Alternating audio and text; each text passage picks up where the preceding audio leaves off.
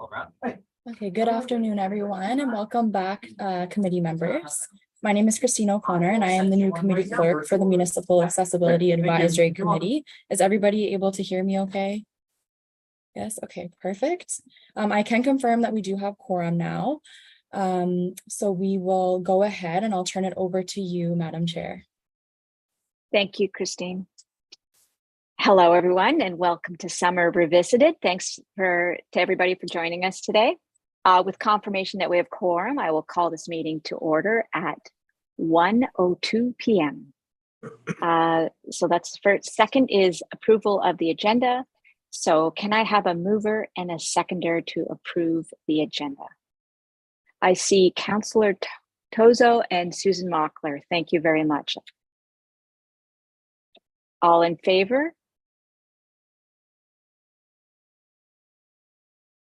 Great, I see that that is carried. I see a question from Lucy. No, I was just raising my hand in favor. Oh, sorry. Okay. Number 3, confirmation of minutes. Next, we will need to confirm the minutes of the Municipal Accessibility Committee meeting number 04/2023, held on June 8th of 2023. If there are no amendments, can I have a mover and a seconder? So moved by Emily Bennett and seconded by Chantal Buzinski. Good, thank you, everyone. All in favor that the minutes of the Municipal Accessibility Advisory Committee meeting number 04/2023 held on June 8th, 2023 be approved? Everybody? Okay, all in favor, I see all the hands. Great, thank you very much.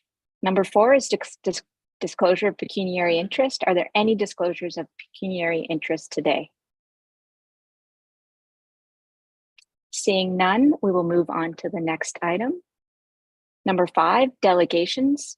Our only delegates for this meeting are Rachel Dornekamp and Sarah Ogilvie, who will speak to the committee regarding the proposed community-led accessible playground project. I invite Sarah and Rachel to now speak to us.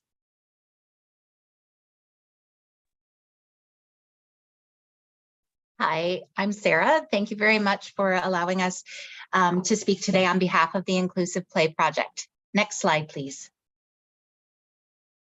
So the Inclusive Play Project is a group of passionate community members who are working towards building a fully inclusive playground here in Kingston. Next slide, please. Research has consistently shown the importance of play for children's social, emotional, and physical well-being. Despite that, most playgrounds are designed with able-bodied children in mind, and oftentimes don't consider children and caregivers who might also have a disability or use a mobility aid. Next slide, please. An accessible playground is not synonymous with an inclusive playground. An inclusive playground is accessible, but also includes a lot of classic playground features for able-bodied children as well. Next slide, please. Kingston has many great parks, several of which have accessible features, and Rachel is now going to speak to us about the parks in Kingston. Next slide, please. So my name is Rachel Dornkamp. Here is an excerpt just from the accessibility page on the Kingston website. And if you notice in the part that we highlighted there, it talks about how many of Kingston playgrounds have inclusive play experiences with even more accessible features found at the following parks. And I'm going to briefly touch on those now. Next slide, please. So first being City Park, so beautiful park that we have in downtown Kingston. As you can see from the picture of the play structure, there is part of the playground that is accessible by ramp, but it kind of ends where that bridge is, and very little interactive play equipment for kids to use. Also, it is wood chipped, and wood chips are actually considered accessible when we look at the standards for playgrounds. But if you've actually ever tried to wheel across wood chips, either in a wheelchair or with a walker or even with a stroller, it is extremely frustrating and also almost impossible at times. Next slide, please. Memorial Center Park, another great park down by the Culligan Water Park, fully rubberized. So if you use wheels, you're able to access the entire playground, but none of the actual play equipment is accessible. And you can see our client here is quite sad about that. Next slide, please. Again, we have a lot of these swings at multiple parks in Kingston, which are considered accessible for some. But if you are over 40 pounds or you have any issues with tone or core strength, they're not usable, especially if, say, you're at the park with one caregiver, you can't be lifted into those swings. Next slide, please. Rotary Park, on the right trajectory. It's got a ramp, but unfortunately this particular ramp leads straight to a set of stairs, also wood chipped. I wish in the interest of time I could show you a video. We had multiple clients take videos trying to either get their power chair through the wood chips or wheel their manual wheelchair through, and they all got stuck. Next slide, please. Lake Ontario Park, another beautiful location, relatively new, great play structure for able-bodied kids. It's got the rubberized surface, but if you look closely, none of the actual equipment is accessible. Next slide, please. So for example, we've got this big climber spinner, which on the left you can see kids accessing, and then we have a client on the right smiling away, but parked beside it because she actually can't use it. Next slide, please. Bucket swings are talked about a lot when we talk about accessibility in playgrounds, but again, we run into the issue of transfers. And if you have any sort of core issue or strength, they're not usable nor safe. Next slide, please. Wellborn Park, lots of great features in there. They've got sensory panels, they've got exercise equipment, they've got these great swings, totally covered in wood chips, and the closest parking is actually at the school, which makes it very difficult for families to get to if you're using a mobility aid. Next slide, please. So just to give you an idea of our vision, this is an example of a fully inclusive playground in the US. And it's really important to reiterate that while we're talking mostly today around mobility aids and accessibility, we're also really talking about all disabilities, so be auditory needs or visual impairments, or another big one right now is sensory needs for kids with autism. And if you look at a park like this, you notice the entire thing is rubber, so anyone can access the entire park. The structure is actually accessed through the entire thing by a ramp. The thing with the waves on it there is called a sway, and you can park on it with your wheelchair or stroller, or you can walk onto it. Also very inclusive because the kids are always facing each other. Lots of different sensory panels throughout. The kids can access either standing or sitting using their mobility device. You can't see it in this picture, but on the other side, they also have a calming station for kids with autism if they just need to go and then come back. Something for everyone, not just the kids. If you've got an adult who has their kids and they're a wheelchair user, they're able to play with their children all through the playground. Really important to kind of consider all those elements when we're looking at a truly inclusive playground. Next slide, please. Just a list of a few of the Ontario municipalities that have truly inclusive playgrounds that go above and beyond those kind of basic accessibility standards. And this number continues to grow. If you do a quick lit search, just kind of around inclusive playgrounds, you're going to get all kinds of hits because this is really becoming a movement in the playground world. And we really want to add Kingston to that list. Next slide, please. So the Inclusive Play Project has taken the first steps towards bringing to light the marginalization of those with disabilities within our community to access play. While the city has made several attempts to increase accessibility of publicly funded playgrounds, they have yet to truly become the inclusive spaces that our community desires and deserves. The City of Kingston website recognizes that people are our community's most valuable asset, and that Kingston works to prevent and remove barriers for persons with disabilities on city property.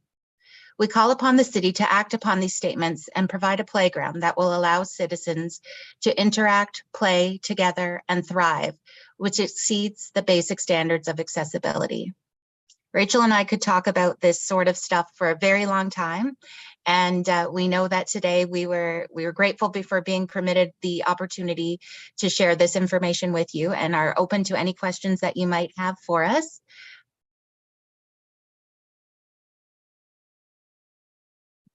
Thank you. Thank you very much. Do any members of the committee have questions for Sarah or Rachel? I see Susan Mockler. Hi, thank you so much for that presentation. It was, I think the inclusivity versus accessibility is a really key point, and it was really helpful to understand the way that you iterated it and showed different examples. I'm just wondering where you're going from here with this. I appreciate at the end you sort of made a call to the city, but sort of what are your plans or goals and sort of going from here, because it sounds like a truly amazing project. So I can speak to that. So we've actually made some amazing progress with this, and the city has been absolutely wonderful. Councillor Tozo has been a great resource kind of helping us navigate this, and Neil Unsworth as well. So we actually did several walkthroughs over the summer of different park sites in Kingston, and we've been potentially granted the location of Shannon Park in the Rideau Heights district. And there's a lot of reasons for this, a lot of great infrastructure there already. There's already a very small playground that has some great accessible features. So our hope is to expand on that park. And one of the biggest pieces that families have requested is a accessible change table with an adult-sized change room, which will be right across the street at the community center, so that families can stay for longer than just a short period of time. So what we are kind of explaining to the community, and we have social media running, and we're speaking to council at the beginning of October, because our plan is to fundraise for this park, just given this year's budget. But our two main goals for the project are, number one, to build a great inclusive park that everyone can access, and number two, to really start educating about true inclusion and kind of making it so that all of our parks take into mind some of those basic inclusion points rather than just accessibility. Thank you, Rachel. Susan, do you have a follow-up, or that is good? That's good. I see Chantal.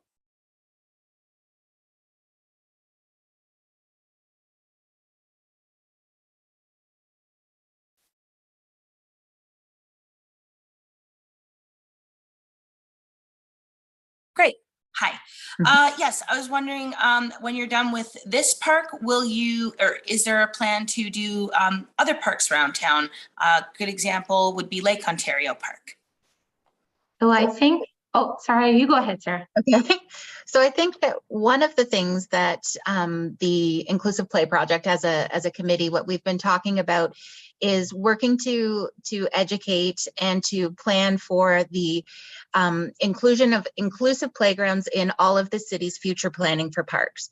So we don't want it to be the kind of thing where this one park is the only park that you can go to. We recognize that there are financial constraints and that things take time and cost money. However, our hope is that through the development of this particular park, we can show the need and the benefit for all citizens within our community. We've had lots of opportunities to talk with people throughout our community. Rachel and I work with children, but we've had lots of conversations and opportunities to work with service providers of adult services, as well as adults who themselves have physical challenges, and all these sorts of things. And we've recognized the benefit for all within our community. And our hope is that that Kingston will start to include inclusion in all of its park planning.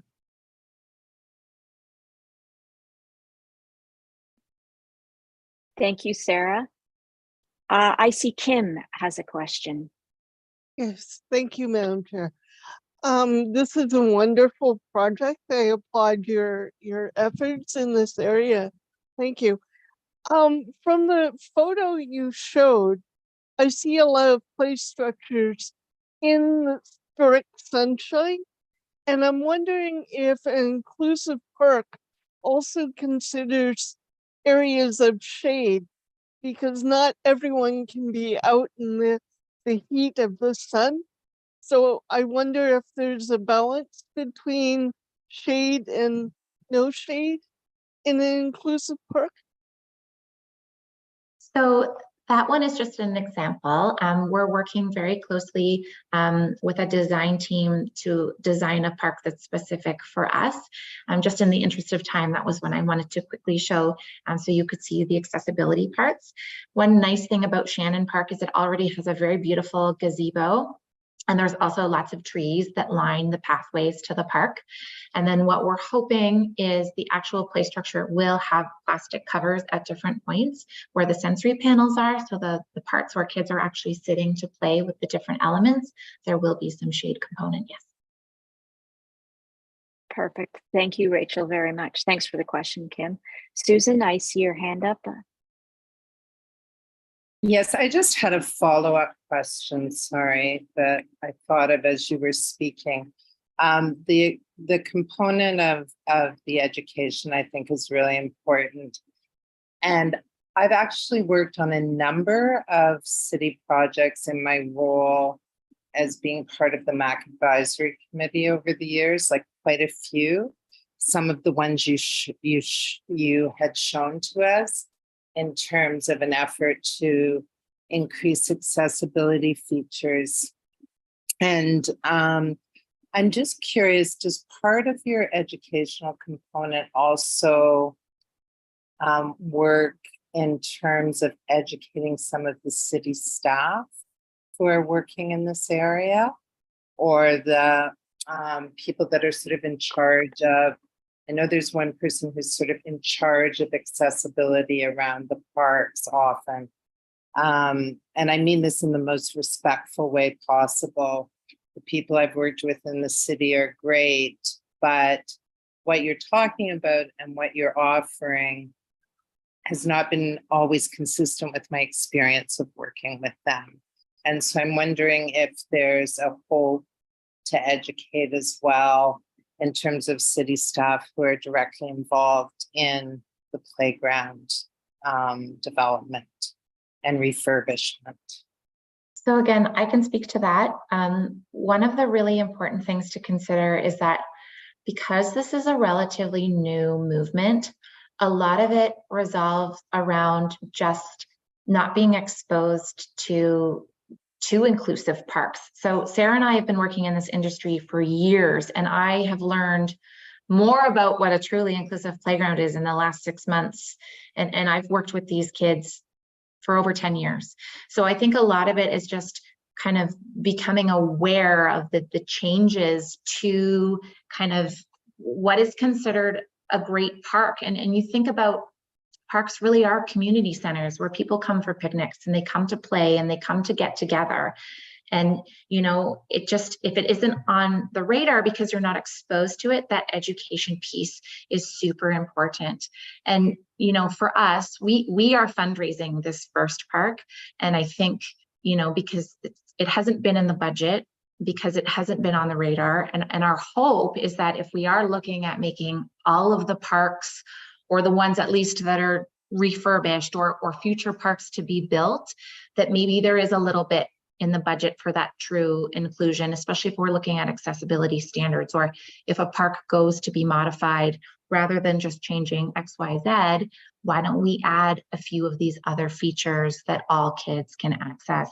And I think I mentioned earlier, the education piece is so huge for this project because, you know, true inclusion is everybody. And it's not just even going to be Kingston, it's kids coming from Belleville for an appointment, or people that are coming from up north with their kids. Like, there's so many people that are going to be able to access these playgrounds. We're also putting a really strong focus on kids. You know, we said these are playgrounds. This shouldn't just be about educating adults. So what we would love is to get the school boards involved too, and see if, you know, we're already talking about a board-wide fundraiser during Accessibility Week, so the kids who are also going to use this playground can start to see the importance of inclusive play. And they're kind of that next generation that can carry this on as we move forward, and it's starting to gain more buzz. Excellent. Thank you. Well said, Rachel. Great question, Susan. Councillor Tozo, I see your hand up. Thank you, Madam Chair, through you. So I just wanted to compliment Rachel on a great presentation and just the amount of work that she's put into this and the whole team. I was just thinking perhaps you could also expand to the committee about some of the community partners that you've approached and been working with. Sorry, I'm outside on my lunch break. And maybe talk a bit about the outreach that you've done, work you've done already on this project. Want to take that one, Sarah? Sure. So Rachel and I, on behalf of the committee, have had the opportunity to present to a number of service clubs in the area, which we've got some more in the works as well, the Rotary clubs. We have been in contact with Extend a Family, who have agreed to a partnership with this project as well. Kids Inclusive has agreed to the partnership as well. We've continued to work with finding opportunities to connect with community agencies. So we've spoken to the folks at the Spinal Cord Injury Association. We also have reached out to speak to people about blind, low vision, the school boards. We're speaking about as well how we can kind of get kids to be involved. We saw on the report that you had around how there was a potential plan for the city to have people to go around and look at the parks, and what a great opportunity that would be if we were able to have kids involved in that as well, to kind of help to speak, to learn to advocate for themselves. And again, that whole push for making this for everyone within the community. Lots of times parents have said that, especially when you look at recreation, there are things for their typically functioning children and there are things for their special needs children. But it's what an opportunity to have an environment where all children can play together, for the families, but also for the children to learn from that inclusion as well. Excellent. Thank you. Thank you, sir. Great. Aldo, I see your hand. Yes, hi everyone. I just have a question. Perhaps you answered it throughout the previous questions, but what do you feel is the biggest obstacle to to implement this project and perhaps expanding to the rest? Because I guess everyone who hears about this project will tell very quickly it's a very good idea, right? Mm-hmm. So maybe if you can tell us what's the biggest obstacle to see what we can help. So the biggest obstacle obviously being money. The issue is that playgrounds are very expensive. And it's not just the actual playground structure. To rubberize a playground and make it fully inclusive is very expensive. So just to give you an idea, I think wood chips range around $4 to $6 a square foot, and rubber is almost $30. So when you're rubberizing an entire playground, it's very expensive. And then you've also got the civil costs, and we're also looking very closely into gifts in kind to kind of have some of that civil work done. But we kind of look at it as, yes, this is a large scale community initiative, but if we can do this, it is just going to help so many families come together.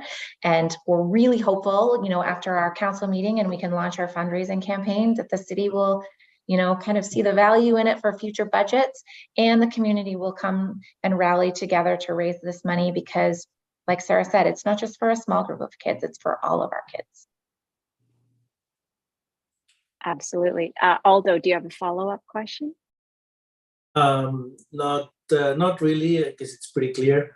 Get the message, and honestly, I don't know how this committee can specifically support on this issue. I'm fairly new to the committee, so I'm not very familiar with the process or what our scope is, but I guess if there is anything we can do within our roles, then I guess it would be good to explore those options. It's a really good idea, really great project. Thank you, Aldo. That's a very good point. Yeah. Kim. Thank you, Madam Chair. Just one quick question. Wonderful, we get this playground built and everything, but what about maintenance and upkeep? So are you going to be talking to the city about the long-term maintenance of this park? Well, I'd have to confirm that with Neil for sure, but I've been told that once the money is raised, the maintenance will be carried on by the city as kind of just their regular maintenance with the park structure that's already there. Thanks, Kim, for the follow-up. I would just like to comment personally that we talk a lot about kids, but also parents that can't access with their kids if they have. I know that I used to try to push my walker over wood chips just to get to a swing to push my son. So it does encompass everybody, as you said, in the community, the parent, the kids, and whoever's with them. So it's a great project, and I'm sure we could all get behind it. Thank you for your presentation. I see no more hands. Is there any other questions? Is there any further comments? Sarah, Rachel, thank you so much. It was fantastic, and it's a great idea, and I'm sure you'll have all of our support. So if no further questions, thank you to both of you for attending today. We really appreciate it. Thank you for having us. Agenda number item 6 is briefings. We will have a briefing from Colin Wigginton, Director of Arts and Culture Services, who will speak to the committee regarding the annual Accessibility Update Arts and Culture Services Report.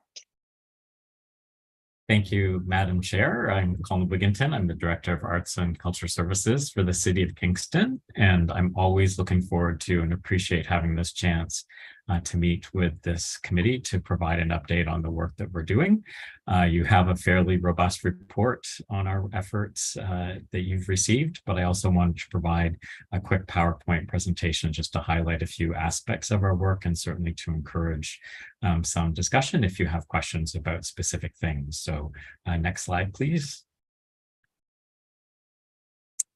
So this is a time of transition for us. So I just wanted to provide a quick overview that not only are we involved with post-pandemic recovery of our facilities and our programming, but we're also coming in at a time when we're transitioning between the 2018 to 2022 multi-year accessibility plan and the 2023 to 2025 multi-year accessibility plan. So I'm going to be touching upon a few things related to both those plans. And next slide, please. Obviously, a big piece for us in Arts and Culture Services, because we are responsible for managing the Kingston Grand Theatre, is the fact that in 2022, we were finally able to reopen after an extended 2-year closure period due to the pandemic. And that also coincided with some efforts on our part to not only rebrand the Kingston Grand Theatre, but also to refresh the interior spaces. So we worked very hard with the Grand Theatre reopening to make it a welcoming, celebratory place that people can feel that they can come back to comfortably and have the opportunity to be exposed to the performing arts in a myriad of forms for their entertainment and enjoyment. And so that was a big milestone for us. And we started with a mini season in the early half of 2022, Grand on Stage. And then in 2022, 2023, we were able to bring Grand on Stage back for our first full season. And the most remarkable thing for us has been the enthusiasm of the audiences coming back. People have been returning in numbers that have taken us by surprise, but we're so glad to be able to welcome them back and be able to offer diversity of programs and opportunities that help to remove barriers so that people can enjoy the performing arts. So next slide, please. Just touching on a few things from the previous multi-year accessibility plan. We always work with the partner organizations that we are connected to. So organizations like the Kingston Arts Council and the Kingston Theatre Alliance, to make sure that they are meeting legislative requirements related to accessibility.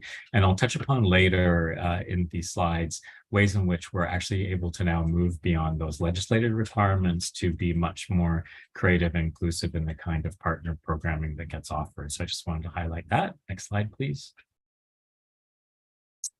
And of course, strategic planning is a big part of the work that we do in Arts and Culture Services. And with our 2 most recent projects that we're working on, one which is a creative industry strategy, and one that is a Kingston music strategy that hasn't even been able to be made public yet in its full form and is coming to committee and council later this fall.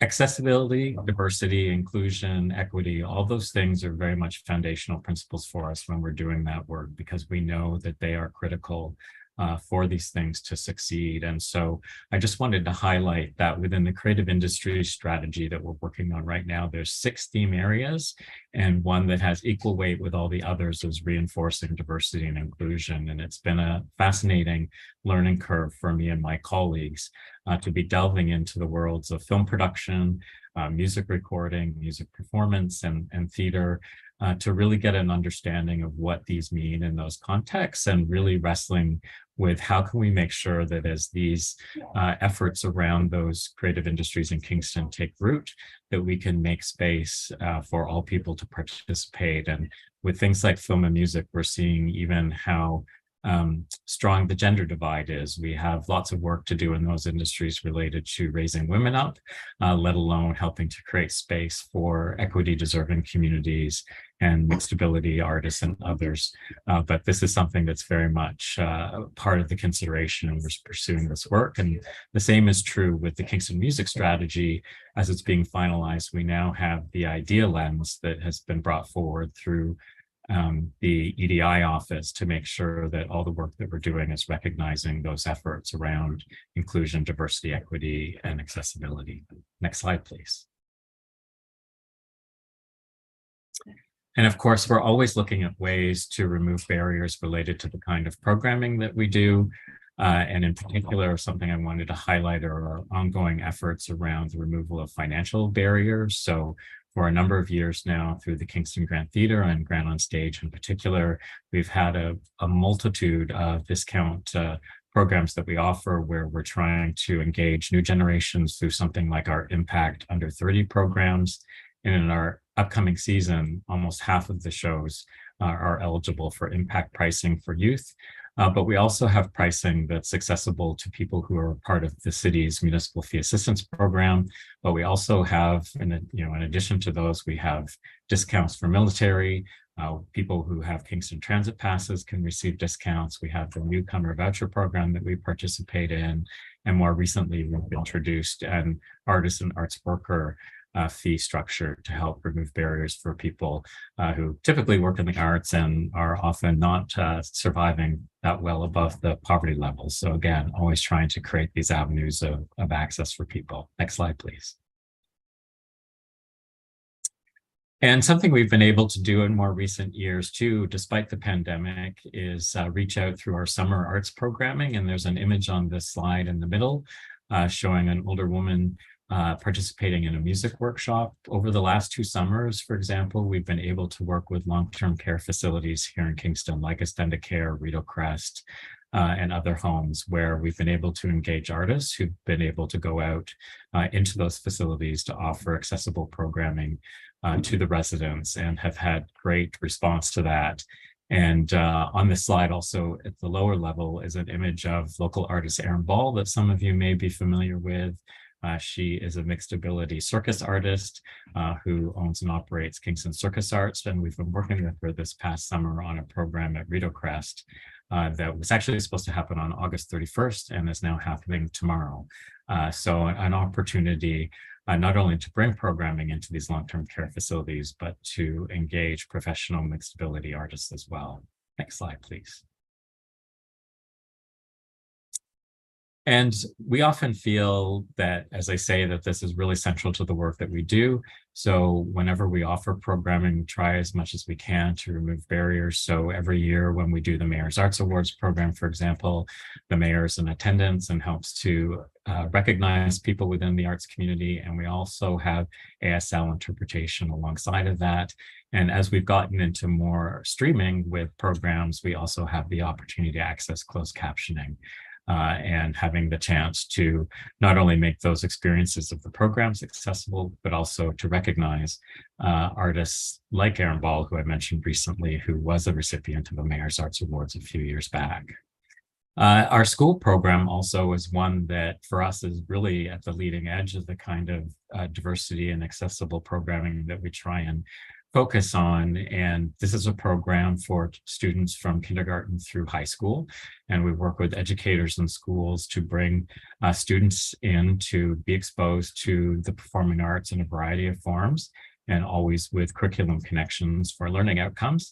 But we also are able to use this program to engage again with mixed ability artists. And last year and again this year, we had performances by an international dance company called Ill Abilities, which features performances who all have different physical capacities in terms of performance. And those things have been extremely well received alongside of other programs that we do to also provide access to ethno-culturally diverse programming and Indigenous programming. So it's a great performance program that we're able to offer. Next slide, please. A project as we bridge into the current multi-year accessibility plan that we've been attempting to move forward for a long time, and I've talked to this committee about before, but is actually happening now, is the review of the City of Kingston Arts Fund. Actually, just of last week, we had a deadline for the submission of responses to our invitational RFQ that went out. We had 4 responses, so we're now in the process of reviewing those to hire a consultant to help us work with this on this project. But our intent is to keep moving the City of Kingston Arts Fund forward in a way that also makes it more and more accessible. So again, whenever we do programs around the City of Kingston Arts Fund, such as informational training programs, and these are facilitated by the Kingston Arts Council, we make them accessible to people. But we also know that the program itself, in terms of the application process and the people who want to access that funding, it needs to be more responsive. So again, the idea lens of the city is core to this review work that we're going to be pursuing. And we also will be reaching out to this committee as that work progresses to get your feedback on how we can best support artistic activity in Kingston through this funding program. Next slide, please. Public art is a big area of work for us in Arts and Culture Services, and my colleague Danica Lougheed from the department is in on the meeting today. This is a program that she runs, and she was mentioning to me recently that there is going to be a long overdue reconvening of the public art working group of MAC next week as we start to embark on our next round of planning around capital projects. So anytime that we are pursuing these kinds of outdoor installations, we always work with a working group of MAC to help us with the design and realization of those projects. So in the coming year, we'll be working on projects for the Waban Crossing, the Rideau Heights Community Center, and the Kingston East Community Center. Sorry, Lucretia, we got the name wrong in the slide. And we'll definitely be involving the MAC Public Art Project team as part of that. And so the images here are just an example too, because public art is such an accessible form of arts and culture to experience. On the right, an image from the Wilds of Kingston, which is an installation, if you haven't seen it, at Princess and Division Street, which are 2 just under life-size bronze sculptures that stand right on the sidewalk and are very approachable and tactile, and people can interact with them well. And then we also make information available through the City of Kingston Arts Walk, which is a responsive program that can be used online on your computer or on your smartphone to access information about the public art program. Next slide, please. I mentioned earlier about our partnerships with organizations like the Kingston Arts Council and the Kingston Theatre Alliance. And those, through the work that we've been doing, are getting richer and more deep in terms of our ability to work with those organizations to extend our efforts out into the community and to ensure that there's space for consideration of EDI and accessibility in the context of those organizations. And just as a snapshot, the Kingston Theatre Alliance, which we support through a service level agreement, equity and diversity is incredibly important for that organization. In particular, they focus very heavily on emerging artists and engaging with the younger generation of creative people. And they've also been very focused on engaging IBPOC artists, as well as artists who are neurodiverse and have different needs. And that's something that's very much at the core of the work that they do, which is manifesting things like the Kingston or the Kick and Push Festival and the Kingston Fringe Festival. And also just coming up now, our partnerships with the Kingston Arts Council and the TET Center, which you're hopefully familiar with.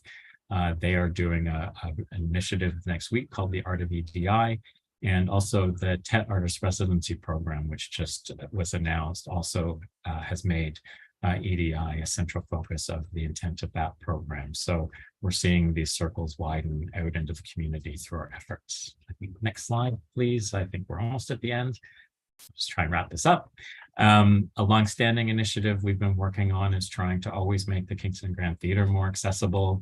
It is well accessed and accessible from a front-facing point of view for patrons coming to the space. The challenge for us in recent years has been to look at making the performance areas themselves accessible. I've shared with this committee before that we had contracted consultants to work with us to do an accessibility audit of the performing art spaces at the Grand Theater. The challenge is that because it's originally a 19th century building on a very tight footprint, there's unfortunately not a lot that we can do to improve the space. But one of the recommendations that came out of that accessibility audit was the renovation of one of the existing washrooms in the building into an accessible dressing room adjacent to our smaller performance space called the Baby Grand. So that work is proceeding in 2023 with a design process and hopefully moving to construction in 2024. And certainly MAC will be engaged in that design work as it gets underway through our colleagues in facilities maintenance and construction services. So a small effort to try and improve accessibility related to our performance spaces.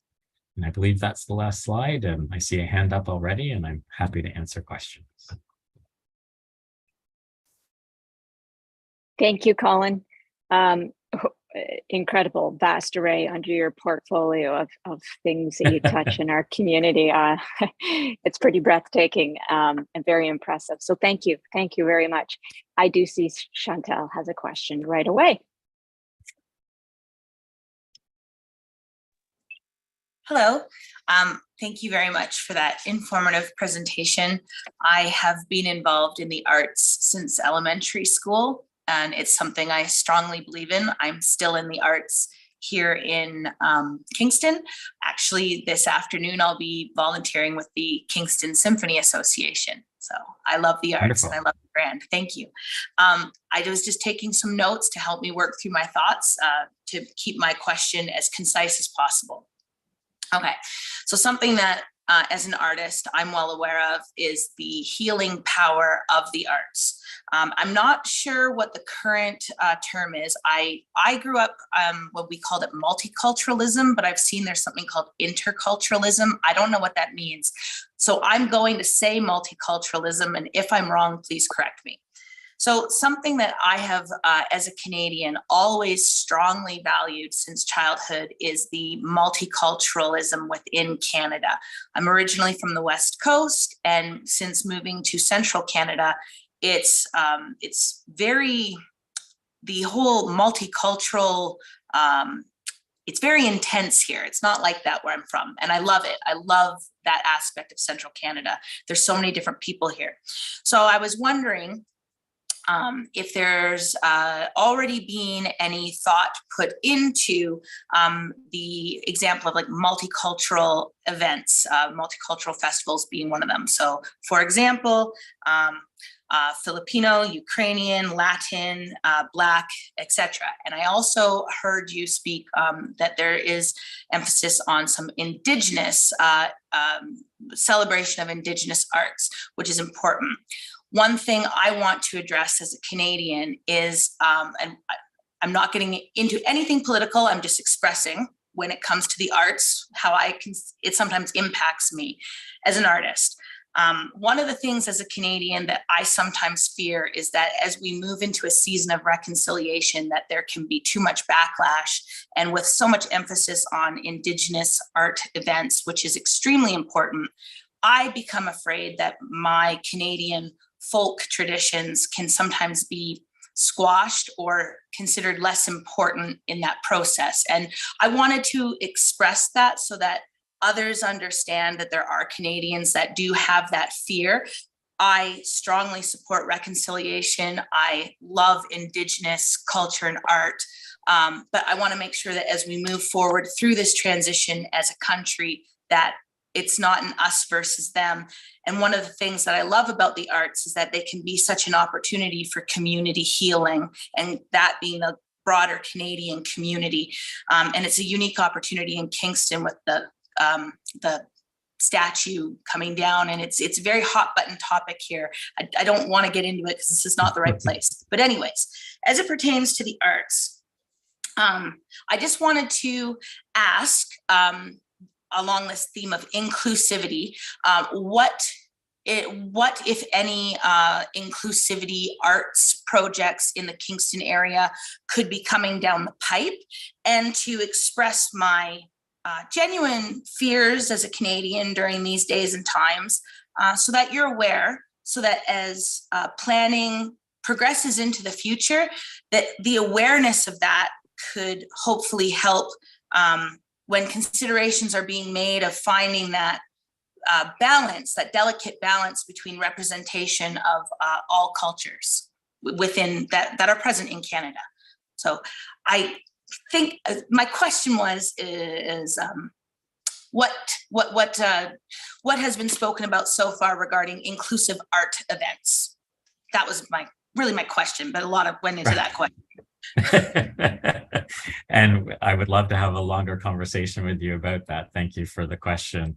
You know, I think it's obviously an evolving situation. I've been with the city since 2009, and I've seen lots of evolution and change over that period. And going back to your first question about multiculturalism versus interculturalism, I was involved in the early stages of founding what was the Multicultural Arts Festival in Kingston that ran for 10 years.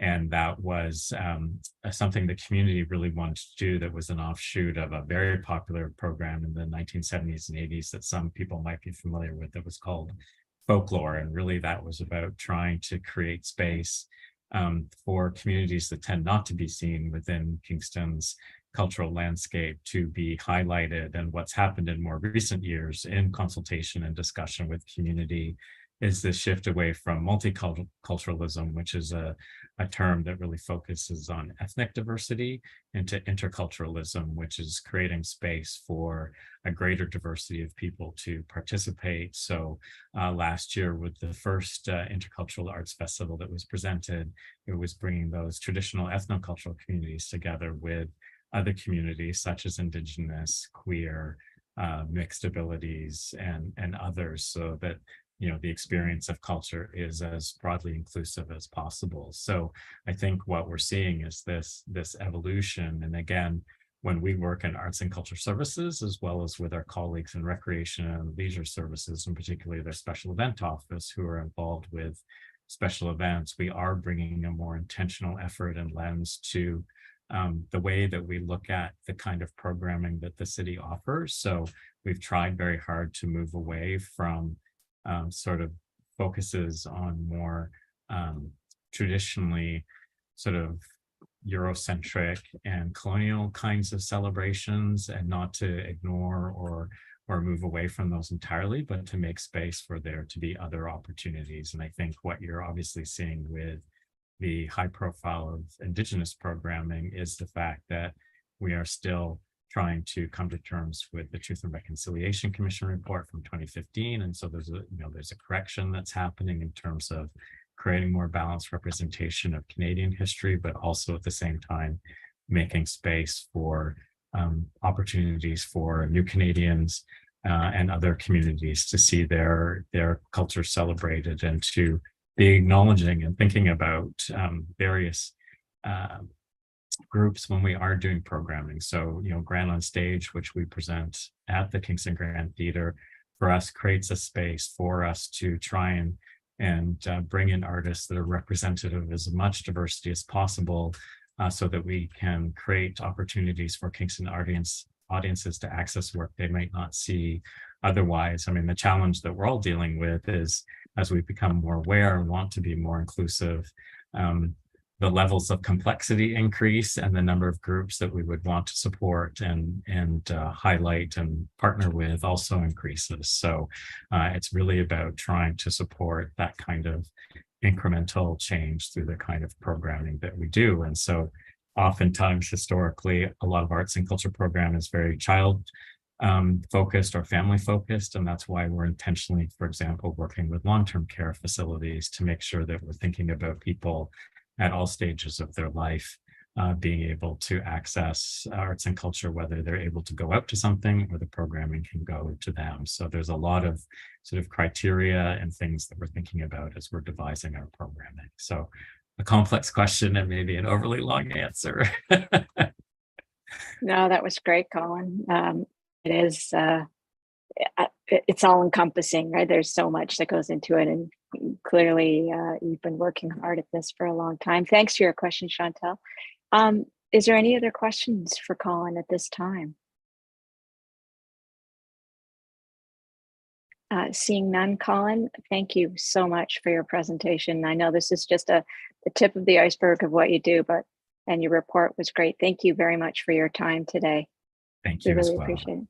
Thanks.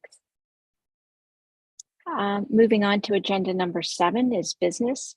Our first report is the proposed community-led accessible playground project, and I will invite staff to introduce this report.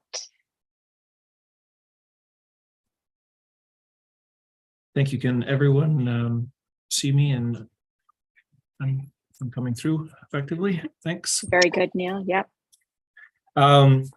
So my name is Neil Unsworth. I work in the engineering services department at the city. I am the manager of the Parks and Shoreline wing of that department. We are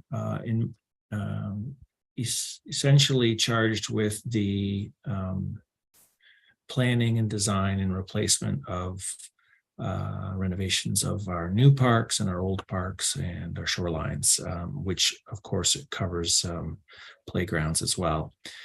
So the staff report you have before you seeks your direction to recommend to City Council that they support or they direct staff to support this community-led, highly inclusive playground project. So that is, to one of the committee members' earlier questions, that is the way that this committee can support this project. Is if this staff report is approved, it will go to council, likely in I think 3 or 4 weeks, and then it would then be hopefully approved by council at that point. And at that point, then the community members who are leading this project, they're able to know that the city has endorsed their project idea in principle. And that gives them the ability to go out and do proper fundraising and really be able to say to community members who are interested in contributing to the project that this has merit and it's going to happen. And when they got to a certain threshold in their fundraising exercise, they would then come back to the city staff and we would report back to council, perhaps directly to council. That would be to be determined, but perhaps also through committee. And when we would be able to make a recommendation about that project, hopefully recommending it in advance. The timing for that is not determined at this time. It's a question the community members might be able to answer over the coming months and years of working on the project, but tentatively we have heard an ambition of sort of a 2 to 3 year time frame for the project to sort of get to that next sort of big step. So the staff report describes generally what we have beyond the project that's been described already. Generally, what we have in our current inventory, which is approximately 100 I think right now it's 117 playgrounds across the city. It describes that about 1/3 of them have been built to modern standards in the last sort of 10 to 15 years. Doesn't mean that the other 2/3 are terrible, Many were built in the 90s and still have very high levels of standards for play equipment, with some levels of accessibility associated with those projects as well. With that being said, generally we have to modern provincial and local municipal standards, we have about a third of our fleet of playgrounds that are renovated to that level. And it takes time to do that, and it takes money to do that. So generally, we are able to renovate those projects or build a new park. We generally do between sort of 1 and 4 of those a season. This year, I think we're doing, about 5. And the budgets used to be sort of in the range of sort of $65,000 to $75,000, and currently they're approximately $150,000 to $250,000, and that's partly due to inflation. I would say that's largely due to inflation, but that 400% increase in a budget also has something to do with the increased accessibility that we are required as a municipality to put into playground projects compared to how they were done 10 and 15 years ago. As many committee members who've worked directly with us on these projects will know, those requirements are the FADS document, our local standards document, and there's an annex document from the Ontarians with Disabilities Act, and that explains the requirements in play structures. Just one comment about the sort of people who work on these projects to date. I would say we have traditionally landscape architects work on these projects. We have in-house landscape architects with many decades of experience and a lot of experience in other municipalities doing, large-scale inclusive playground projects. So there is a lot of background. We also rely on our external consultants who we hire to bring extra knowledge, up-to-date information, so we stay fresh. They are usually actually the leaders of the project, but it's always good to have the owner of the project as the city have the knowledge base. And then, of course, we rely heavily on the playground equipment designers and suppliers who we buy the product off of. They're most up to date on all levels of accessibility and inclusion.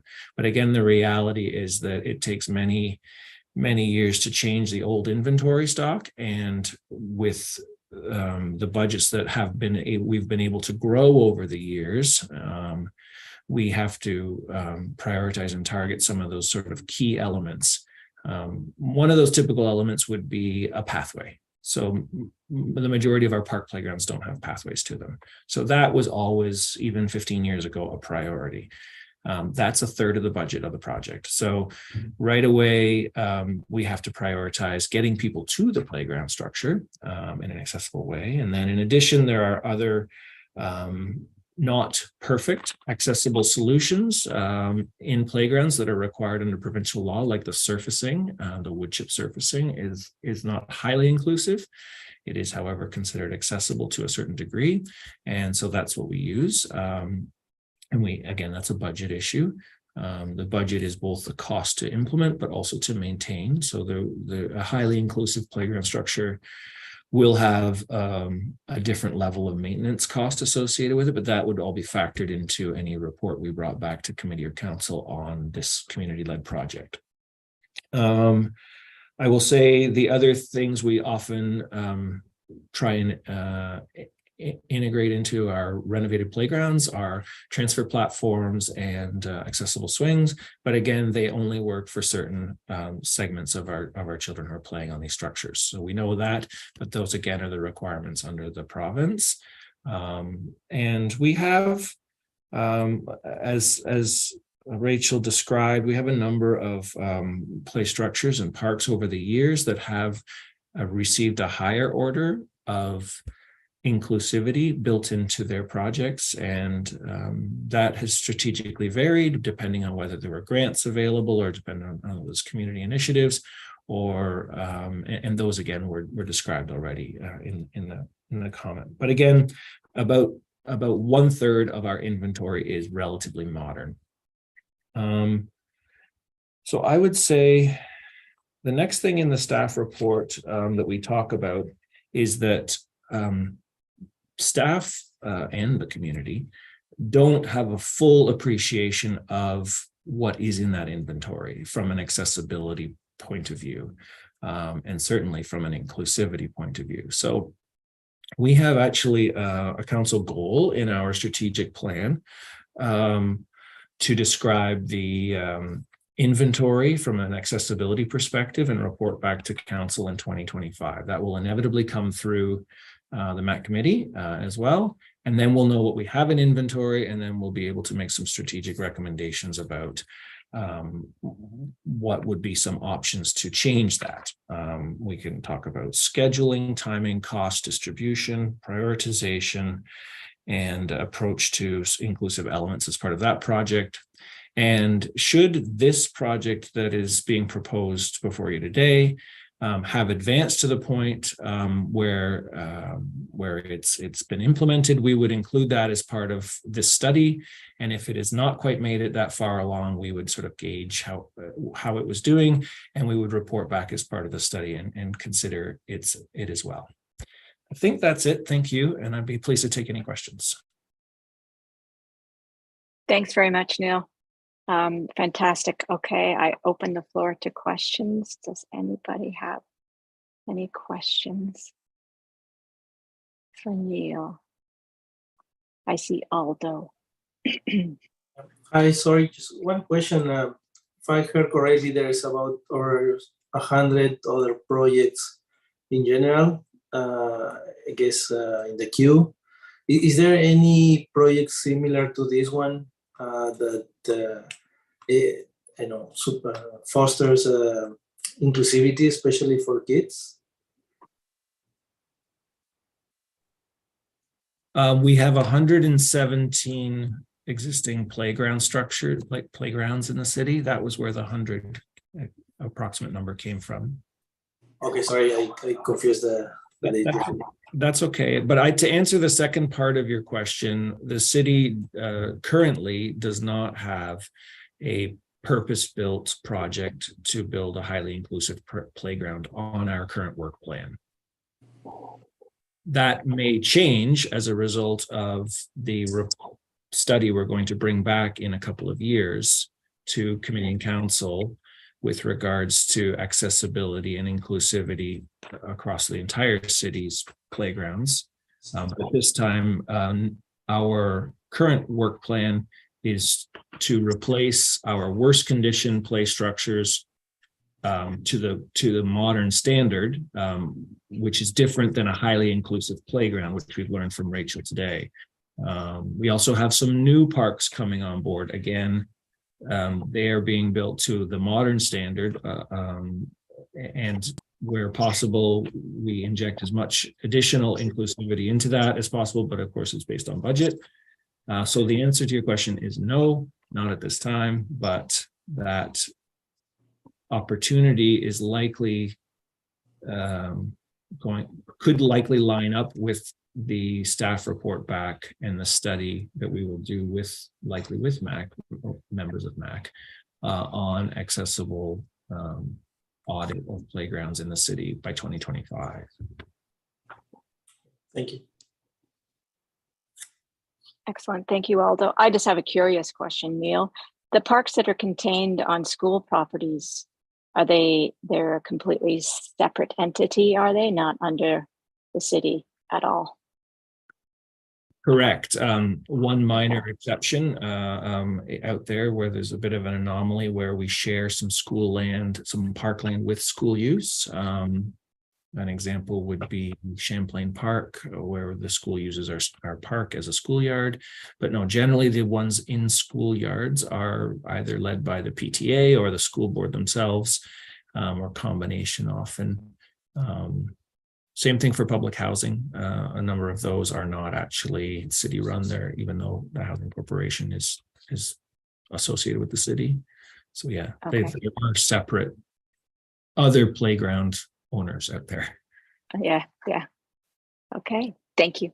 Is there any other questions for Neil before I turn to the public? No, seeing no hands up.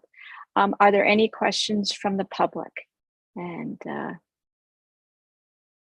I think the committee clerk will let me know. Is that Christine? Christine, you'll let me know if there's anybody from the public. Yes, sorry, we do not have any members of the public at the moment. Okay, So now I will ask for a mover and a seconder for the recommendation that council direct staff to continue working with community partners to support the building of a highly inclusive playground in a city-owned park and report back to council as required on the matter. Do I have a mover? I see Dinah Cotter as a mover, and do I have a seconder? I have Chantal Buzinski. Thank you very much. Is there any discussion around this recommendation? No, seeing none. I will now call for a vote. All in favor?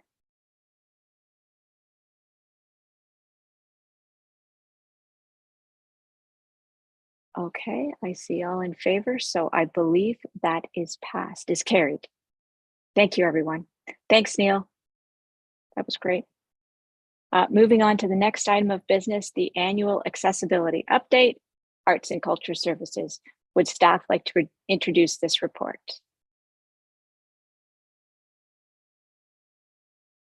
Which is located on schedule pages 5 to 16. Oh, sorry. Oh, sorry. Thank you. Through you, Madam Chair. I was just going to say that my delegation, or my briefing at the beginning of the meeting was to speak to this report, and happy to answer any questions if there are ones at this time.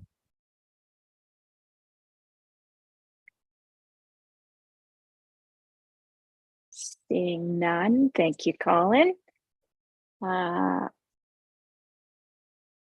Okay, moving on to the next item, we have the adaptable programming report. I will ask staff to introduce this report. Hi, sorry, Christine. Sorry, Janice, sorry to interrupt. I just wanted to mention that we are just reached quorum right now. We have lost a couple members during the meeting. So if we do lose any more members, we won't be able to continue, but for now we have quorum. Okay, thank you. And is there someone that will be introducing adaptable programming? Yes, Good afternoon, Janice and committee. My name is Lucretia Turner. I'm the Director of Recreation and Leisure Services for the City of Kingston. We have an information report for you this afternoon on adaptable programming. And what the report lays out is that as per the 2021 update to the Parks and Recreation Master Plan, the city used to run a program called Leisure Connections. And what happened with the Parks and Recreation Master Plan in 2021 is that we've worked with our community partners, to our subject matter experts in a lot of different fields of programming. And those community members have actually have taken over running a lot of our inclusive programming. So what this report does is it lays out for the committee and it lays out for the public the community partnerships that we have and what community partners are running what programs for us. It also speaks to a partnership that we have with the Bloom Skills Center in Kingston, which is located at Center 70 Arena. And the fact that the Bloom Skills Center is now running some additional inclusive programming for us through a new partnership that was established. It's a 6-month pilot project that the city has allocated some funds to the program, and individuals can register through the Bloom's website. We will also have paper copies of registration forms at all of our recreation facilities.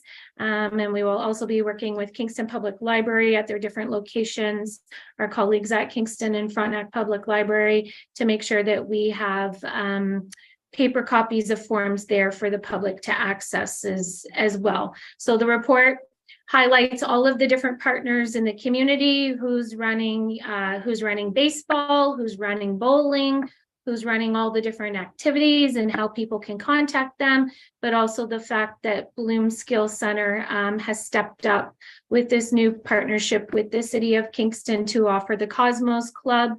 That is for individuals ages 15 to 30 years old. There's no cost to register for the program, but there is a cost per event. So that's basically what the report lays out, and that's what we're here with. And I'm happy to take any questions that you may have on it. Thanks, Lucretia. Is there any questions from members? Sorry, that was a fly flying in my face. No, seeing no questions. Thanks very much. I see no questions. Thanks for the information report. And did we lose somebody else, or are we okay still? I can't tell. I'm sure you're watching, Christine, so I'll trust that you'll tell me. The next item is the Workplace Inclusion Charter update. Who will be presenting this from staff? Madam Chair, my name is Craig Desjardins, Director of Strategy, Innovation and Partnerships at the City. It's my pleasure to bring an update on the Workplace Inclusion Charter to the MAC Group.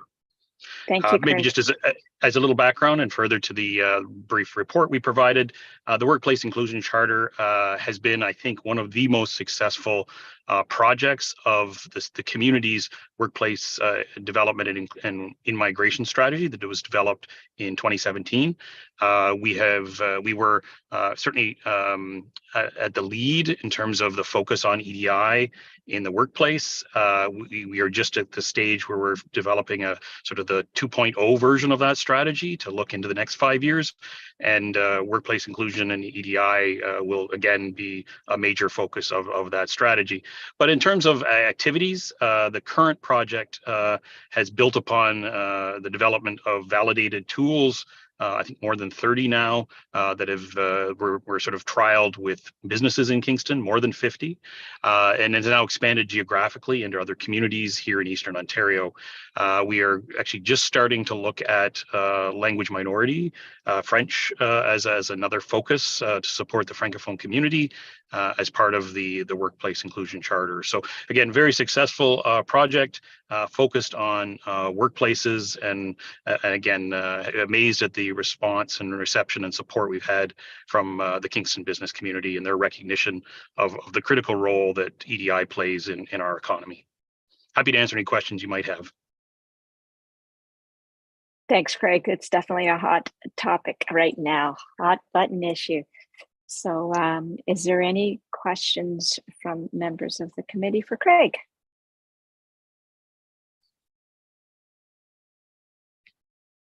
On the report? Okay, seeing none. Craig, thank you very much for attending the meeting. Thanks for your report. We really appreciate it. My pleasure. Thank you very much.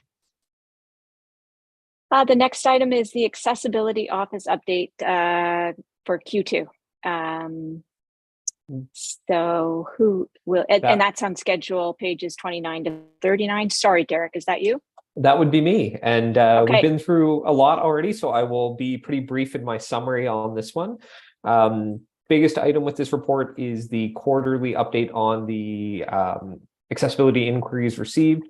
Overall, it decreased from the first quarter of this year, which is not surprising as we get out of winter weather. There's less inquiries, but overall increase in inquiries in the second quarter compared to previous years and previous 4-year average, which is primarily attributed to the increase in the number of inquiries about parking. So fully 100 of the 150 were related to parking. 63 of them were requests for reviews of tickets. So this makes sense with the information provided by parking enforcement at our last meeting that there's no longer any type of warning system for parking violations. And unfortunately, Madam Chair, it looks like I think we actually have just lost quorum for the meeting. So I'll let Christine as the clerk take over from here.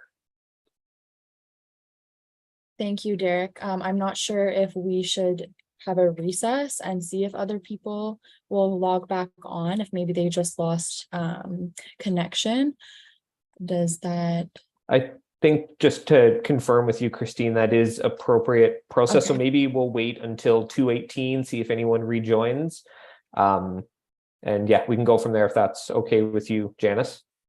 That is, yes, that is fine. All right, so we'll come back at 2:18.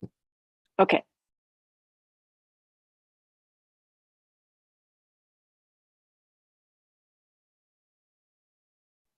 Christine or Derek, wow. I need to, I just need to rush out to the washroom. So if I'm not back by 2:18, I will be here.